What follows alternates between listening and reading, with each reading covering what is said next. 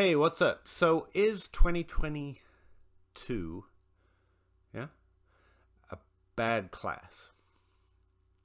That's a question. I think largely, especially if you live on Twitter and the degenerate world of thinking about Dynasty for next year, like before the Super Bowl's even played, um, this off season, not even next year, like next week, today.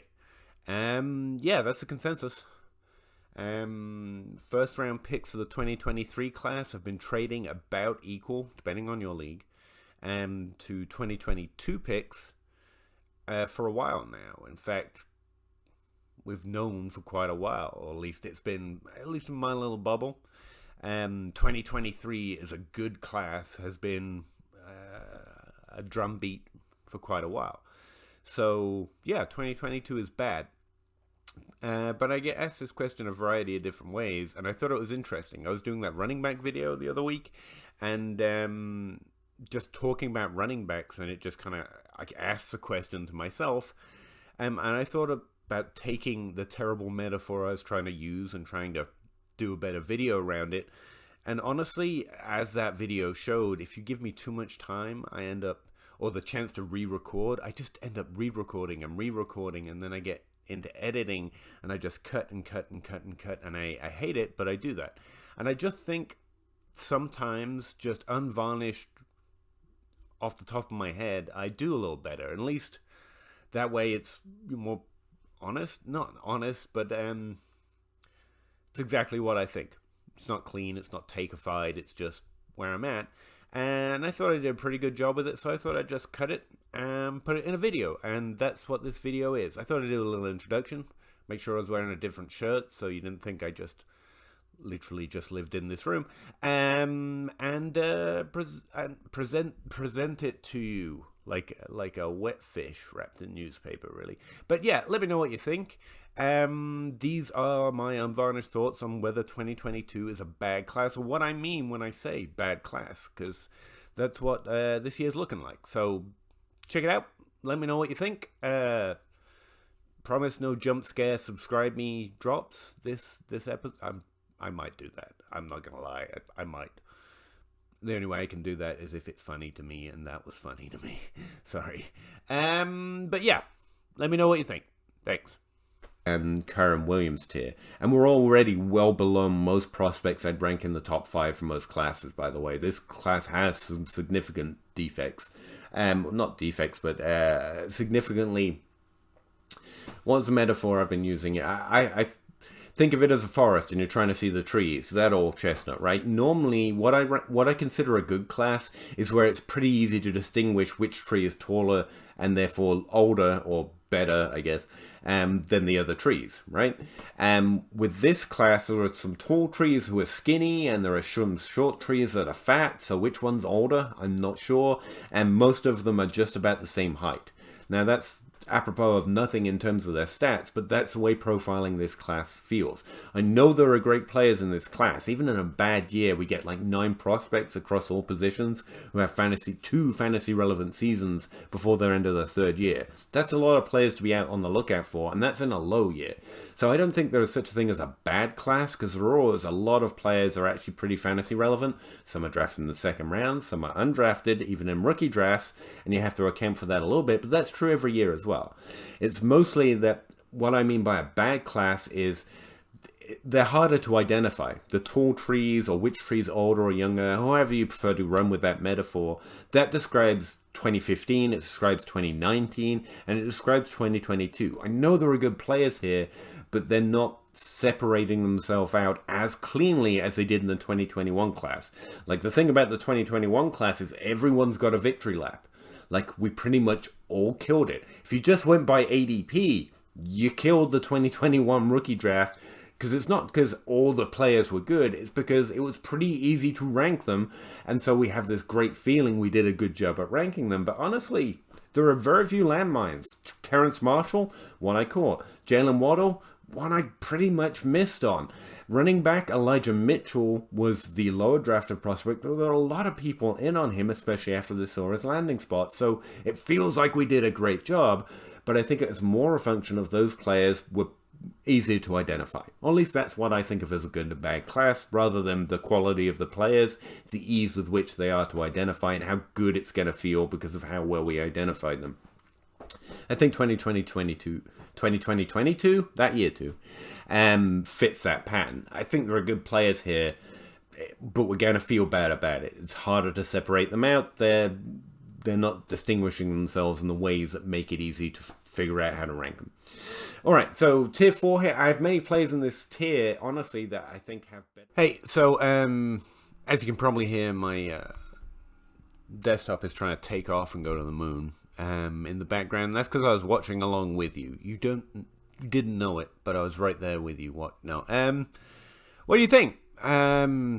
Watching it again, I add a few things, but I'm not gonna make this video too long, I hope. One thing I would add is it's interesting re-listening. I was recently in a large conversation on Twitter, or other people were in a large conversation on Twitter on my post. Honestly, that's the way it felt, about Senior Bowl breakouts. And they named like 8 ever, but everyone's pretty convinced there's lots, was the general consensus. But what I noticed when I was writing them down and trying to make some notes about them, because I thought it might make an interesting article, to be honest, was there was a disproportionate number being mentioned from 2019. Now, that's probably just a random coincidence, but that's exactly 4 years ago, and what's making it look extra thick is Hunter Renfrow. Hunter Renfrow was mentioned once, maybe twice, in all the different mentions, all the different tags I got in that thread. But a couple people remembered that he finished in the top 12 this year, and he turns out he was a 2019 fifth round prospect. And later drafted prospects tend to have a lower, slower burn towards breakout. Not typically, some can break out year 1, year 2. I've talked about this ad nauseum before, but I think that's interesting. Bad classes. 2019 was one of the classes I used as an example in this this explanation of what I mean by bad class. That's too one-to-one. It's not like the Senior Bowl breakouts. Hey, keep an extra eye on them. It's just more... I do think it's pretty clear this class is harder to pick apart. And even if there will be less players, there's still going to be a fair number, as that guy just said, of players that eventually... even if they're lower drafted or undrafted, hit for at least 2 fantasy relevant seasons. We're going to want them. There's going to be some can't miss guys. I heard someone describe there's a lack of can't miss guys in this class. There are going to be can't miss guys in this class, for Dynasty at least. Eventually we'll figure out who it was.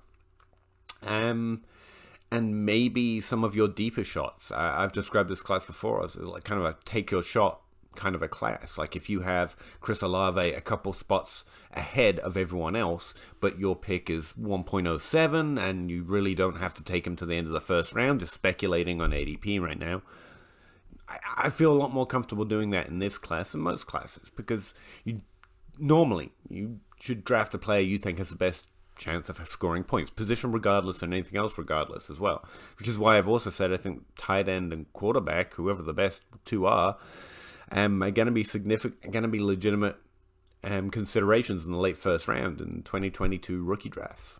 That's just, I'm spitballing. We haven't even gotten to the draft yet, but I think it's those type of thoughts that we should start investing in the idea this is a bad class. It's not sell all the picks. I mean, if you can get good trades, obviously you make the trades, but I think we're way past, I want to move, trying to target a good class, because it's out there. Maybe not in your league, and if not, cool. Then disregard me. But I think if you're on Twitter, if you're in a very active league, I think everyone roughly has this sense. So one thought is, if I can get these rookie picks cheap, quote unquote, that means that I can offset the difficulty in finding players. It's having more draft picks because it's fancier lottery. Anyway, it's more possible this year. Or taking your shot, a couple picks, even if you can't get a trade early, or just doing it to make sure you get your guy, because the other players in your draft are probably feeling slightly similar. I'm just going to take the guy I want. I think those are the things we can take away, not bad class, good class. That's something that I think is becoming more and more established. So what can we do to take advantage or get an edge on that? And those are some of the thoughts I would add to this. instead of discussing whether it's good or bad, I genuinely think what I just said ultimately amounts to what is behind that description of bad class, bad class. It's not the no total number of hits or the lack of can't miss guys. It's we're struggling. You, everyone. I think it's fair to say these players are hard to pick apart. Who's really going to hit? Maybe it's more situation based. Maybe it's more Hunter Renfroe hitting 5 years for now. And I think those kind of let your mind wander on what happened in 2019, what happened in 2015, what could be a potential advantage of knowing that, accepting that, and not just panic selling picks, or do that, I guess, if you want. Given that we know something about the 2022 rookie draft fairly concretely. Don't try to outsmart it, just try to roll with it, as it were. Well, at least that's where my head's at.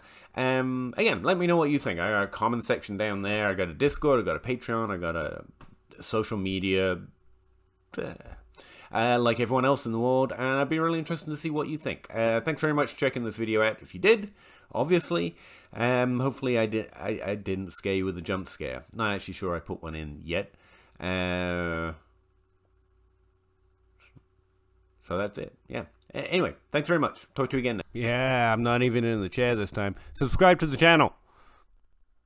I'm on strike. Subscribe or I don't come back. Please stop making me ask this.